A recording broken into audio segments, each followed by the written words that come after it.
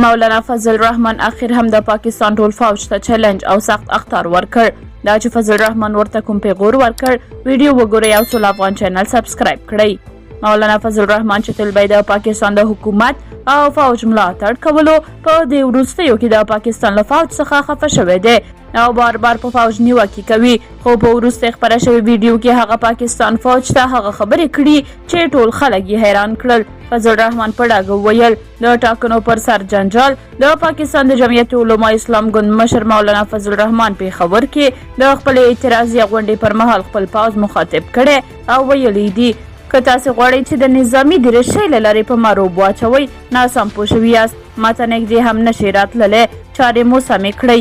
اوس به پوځ حتمي له قبایلي سیمو ووځي، د امن په نامه مو قبایلي سیمې تباه کړي دي. تاسې همغه پوځ یاست چې په 1971 کال کې مو 90,000 کسان هندوانو ته تسلیم شول او زموږ پوزه مو را پرې کړه. 2 ورځې مخکې فضل الرحمن پاکستان فوج ته دا پیغور هم ورکړی و چې تاسې اغزنتار د دې په خاطر تیر کړ چې افغانستان ته د جنګیالیو تګ راتګ بند کړي. نو دا 10,000 کسان چې له پاکستان څخه افغانستان ته د جنګ لپاره تلل دا په کومه لاره او څنګه افغانستان ته د جنګ لپاره تلل، او کله چې طالبانو افغانستان ونیولو نو تاسو څنګه او په کومه لاره خپل 10,000 کسان له افغانستان څخه وباسل. خان افغان په نوم کس مولانا فضل الرحمن ته لیکلي دي والا د څوکۍ نشه هم ډیره بده ده. دا دومره وخت چې فضل الرحمن ته په هر حکومت کې څوکۍ ورکول کېدلې خیر و خیریت و.